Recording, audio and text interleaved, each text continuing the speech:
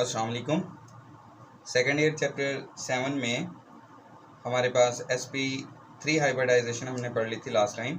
आज हमारे पास है sp2 हाइब्रिडाइजेशन या स्ट्रक्चर ऑफ ईथीन। ठीक है, ईथीन नाम से जाहिर है कि यहाँ पे कार्बन कार्बन क्या होगा, डबल बॉन्ड। इस क्लास ऑफ कंपाउंड को हम क्या कहते हैं, अल्कीन। अल्कीन का जो पहला मेंबर है वो हमारे पास ईथीन है। वो हाइड्रोकार्बन जिनमें कार्बन कार्बन डबल बॉन्ड होता है उन्हें हम अल्कीन कहते हैं, और उसका पहला मेंबर ईथीन है। इन्हें हम अनसैचुरेटेड हाइड्रोकार्बन भी कहते हैं। तो सबसे पहले हमने डिफाइन पढ़नी है। जैसे हमने sp3 में पढ़ा था वैसे ही हमारे पास sp2 में है। नाम से देखें, sp2 मतलब एक s और दो p।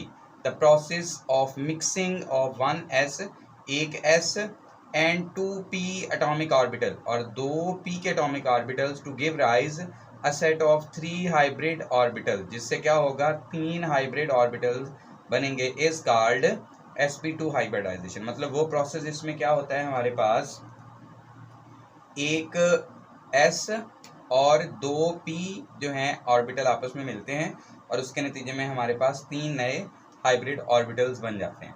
अब यहाँ पे देखें कार्बन की इलेक्ट्रॉनिक कन्फिग्रेशन। कार्बन का एटॉमिक नंबर 6 है। GS mean ground state electronic configuration 1s2, 2s2, 2px, 2py और 2pz। ठीक है, ग्राउंड स्टेट मतलब जहाँ पे इलेक्ट्रॉन जो है वो अपना लो एनर्जी लेवल पे मौजूद है। अब क्या होगा, 2s से इलेक्ट्रॉन प्रमोट होकर किधर जाएगा, 2pz में जाएगा। तो 2s से इलेक्ट्रॉन चले जाएगा 2pz में, तो s में एक इलेक्ट्रॉन रह जाएगा और z में एक इलेक्ट्रॉन आ गया। तो टोटल हमारे पास अनपेयर्ड इलेक्ट्रॉन कितने हो गए हैं, 4 अनपेयर्ड इलेक्ट्रॉन हो गए। ये है एक्साइटेड स्टेट। उसके बाद क्या है, hybridise state, HS state, hybridise state. अब ये जो है 1s2, चूंकि ये जो है वो इनर शेल है K, तो ये हाइब्रिडाइजेशन में हिस्सा नहीं लेगा। कौन सा हिस्सा लेंगे, वैलेंस ऑर्बिटल्स। ठीक है, अब वैलेंस में कौन हिस्सा लेगा, एक S और px और py, 2 ऑर्बिटल ये हिस्सा लेंगे। तो टोटल कितने ऑर्बिटल हिस्सा लेंगे, 3 हिस्सा लेंगे। तो नए भी कितने बनेंगे, 3।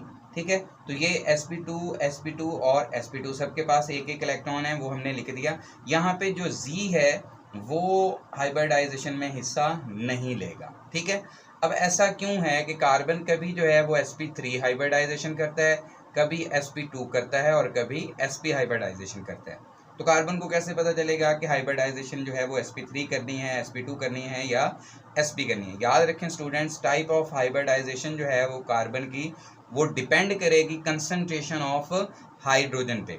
हाइड्रोजन की तादाद अगर अल्केन में जैसे ज़्यादा होती है, हाइड्रोजन की तादाद अगर ज़्यादा होगी तो कार्बन sp3 हाइब्रिडाइजेशन करेगा। अगर थोड़ी कार्बन की तादाद हाइड्रोजन की तादाद कम होगी तो कार्बन sp2 हाइब्रिडाइजेशन करेगा, और अगर मज़ीद कम होगी तो क्या करेगा, sp हाइब्रिडाइजेशन करेगा। इसका मतलब ये हुआ कि कार्बन ने हाइब्रिडाइजेशन करनी है तो ये डिपेंड करेगा कि कितने हाइड्रोजन इसके साथ अटैच हो रहे हैं। कंसंट्रेशन ऑफ हाइड्रोजन पे डिपेंड करेगा कि कार्बन ने हाइब्रिडाइजेशन कौन सी करनी है। ठीक है, अब आ जाए जी नेक्स्ट हमारे पास कि ये इंटरमिक्सिंग जो हुई वो कैसी हुई। ये 2s आ गया, 2s हमारे पास स्फेरिकली सिमेट्रिकल होता है। ठीक हो गया, जैसे एक बॉल है, ठीक है, वैसे होता है ये। और 2px ये डबल शेप है x एक्सिस पे, प्लस 2py ये डबल शेप है y एक्सिस पे। ठीक हो गया, ये 3 ऑर्बिटल जब आपस में मिलते हैं तो हमारे पास कुछ इस तरह की ट्राई एंगुलर प्लेनर एक स्ट्रक्चर बनती है। ट्राई एंगुलर प्लेनर इस वजह से कहते हैं क्योंकि हम इसे पेज पे आसानी से ड्रॉ कर सकते हैं। समथिंग ये इस तरह होगी कुछ हमारे पास, जैसे ये ऊपर वाला ऑर्बिटल है वो ऐसे हो। ठीक हो गया, ये वाला ऑर्बिटल इधर, एक यहाँ पे और एक यहाँ पे। ठीक हो गया, तो 3 हमारे पास इस तरह ऑर्बिटल्स अपने आप को अरेंज करेंगे। अब हर एक के पास क्या होगा, एक एक इलेक्ट्रॉन, तो वो हमने ड्रॉ कर दिया है। अभी 2pz जो है उसने हाइब्रिडाइजेशन में हिस्सा नहीं लिया, तो इस वजह से अभी तक हमने 2pz को यहाँ पे ड्रॉ नहीं किया। सिर्फ हम उनकी बात अभी कर रहे हैं जिन्होंने हाइब्रिडाइजेशन में हिस्सा लिया है। अब यहाँ पे जो स्ट्रक्चर है ट्राइंगुलर प्लेनर, और एंगल कितने का है, 120 डिग्री का। तो ये आपने एज ए MCQ भी याद रखना है कि sp2 हाइब्रिडाइजेशन में एंगल कितना होता है, 120 डिग्री। ओके, नेक्स्ट है हमारे पास, क्योंकि हम स्ट्रक्चर ऑफ इथीन की बात करें तो इथीन में हमारे पास क्या होता है, कार्बन कार्बन, 2 कार्बन होते हैं। ठीक है, और 2 हाइड्रोजन जुड़े होते हैं हर कार्बन के साथ, और नेक्स्ट क्या होता है जी, कार्बन कार्बन डबल बॉन्ड भी होता है। अब स्ट्रक्चर कैसे ड्रॉ करना है, एक कार्बन की sp2 हाइब्रिडाइजेशन हुई, इसकी क्या लें, दूसरे की क्या होगी, उसकी भी sp2 हाइब्रिडाइजेशन होगी। तो ये एक कार्बन का स्ट्रक्चर और ये दूसरे का, तो ये वाला जो ओवरलैप हुआ है ये एक कार्बन का sp2 और दूसरे का भी sp2, तो ये जो ओवरलैप हुआ है ये हमारे पास sp2 ओवरलैप हुआ है। ये ओवरलैप होने की वजह से क्या होगा, हमारे पास ये कार्बन कार्बन सिंगल बॉन्ड बन जाएगा, पहली बात। अब नेक्स्ट क्या है, हमारे पास हाइड्रोजन अटैच होगा। अब आपको पता है हाइड्रोजन के पास कितने इलेक्ट्रॉन होते हैं, उसके पास एक ही इलेक्ट्रॉन होता है 1s1। तो क्या होगा, एक हाइड्रोजन यहाँ पे अटैच हो जाएगा, दूसरा यहाँ पे अटैच हो जाएगा, ठीक हो गया, ये इलेक्ट्रॉन हाइड्रोजन का और ये भी इलेक्ट्रॉन हाइड्रोजन का। फिर क्या होगा, एक हाइड्रोजन यहाँ पे अटैच हो जाएगा और नेक्स्ट ये वाला यहाँ पे अटैच हो जाएगा, ठीक हो गया। तो ये कौन सा ओवरलैप हुआ, sp2 कार्बन का और s किसका, हाइड्रोजन का। ये भी sp2 s ओवरलैप, ये भी हमारे पास sp2 s ओवरलैप और ये भी sp2 s ओवरलैप, ठीक हो गया। तो ये सारे जो हमारे पास बांड बने हैं ये सिंगल बांड बने हैं। अभी तक की जो हमने बात की है वो सारे सिंगल बांड्स की हमने बात की है। तो ये वाले जो बांड हैं वो सारे क्या हैं, हमारे पास सिग्मा बांड। तो अगर हम सिग्मा बांड काउंट करें तो हमारे पास कितने हो चुके हैं, 1 2 3 4 और एक 5। तो हमारे पास यहाँ तक जो है वो नंबर ऑफ सिग्मा बांड्स कितने बन चुके हैं, 5 बन चुके हैं। याद रखें जब भी हाइब्रिडाइज्ड ऑर्बिटल जो है वो बॉन्डिंग बनाएंगे ना, वो सिग्मा बांड ही बनाएंगे। ओके, अभी तक हमने हाइब्रिडाइज वालों के साथ जो है वो मामलात डील कर लिए। अब रह गया हमारे पास 2pz, उसके पास भी एक इलेक्ट्रॉन है, दोनों कार्बन के ऊपर 2pz मौजूद होगा, इस कार्बन के ऊपर भी और इस कार्बन के ऊपर भी। अब क्या होगा, हमारे पास जो 2pz ऑर्बिटल है ना वो असल में इसके ऊपर परपेंडिकुलर होगा, ठीक है, परपेंडिकुलरली इसके ऊपर होगा, मतलब इसके ऊपर 90 के एंगल पे मौजूद होगा। ये एक कार्बन का 2pz और ये दूसरे कार्बन का भी 2pz इसके ऊपर मौजूद होगा। अब एक इलेक्ट्रॉन इसके पास होगा, एक इलेक्ट्रॉन इसके पास होगा। अब ये क्या करेंगे, आपस में पैरेलल फैशन, पैरेलल तरीके से जो है वो साइड वे ओवरलैप जिसे हम कहते हैं, उस आपस में एक दूसरे के साथ ये अटैच होंगे।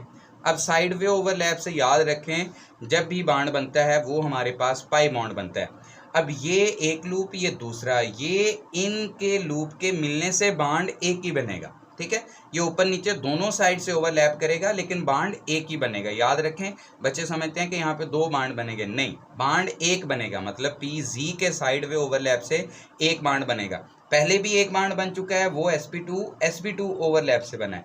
अब ये वाला एक और बन जाएगा, तो यहाँ पे हमारे पास एक बॉन्ड और बन गया, ठीक हो गया। याद रखें जब भी हेड ऑन अप्रोच होता है या इसे हम हेड टू हेड ओवरलैप कहते हैं, हेड टू हेड ओवरलैप जब भी होता है उसके नतीजे में हमारे पास सिग्मा बॉन्ड बनता है, और जब भी साइड वे ओवरलैप होता है उससे हमारे पास जो है वो पाई बॉन्ड बनता है। तो यहाँ पे ये वाला जो मैंने ड्रॉ किया है सेकंड बॉन्ड, ये हमारे पास क्या है, पाई बॉन्ड है, सिर्फ एक पाई बॉन्ड बना है। तो नंबर ऑफ पाई बॉन्ड्स हमारे पास कितने आ गए, एक बॉन्ड आ गया, ठीक है, सिग्मा 5 और पाई बॉन्ड 1। बॉन्ड एंगल जो है याद रखें, यहाँ पे जहाँ पे भी आप देखेंगे बॉन्ड एंगल हर जगह पे आपको कितना दिखाई देगा, 120 डिग्री। तो बॉन्ड एंगल हमारे पास 120 है। और ज्योमेट्री क्या है, 2 ट्राईएंगुलर प्लेनर जो हैं वो आपस में जुड़ी हुई हैं, तो ये हमारे पास है ट्राईएंगुलर प्लेनर ज्योमेट्री।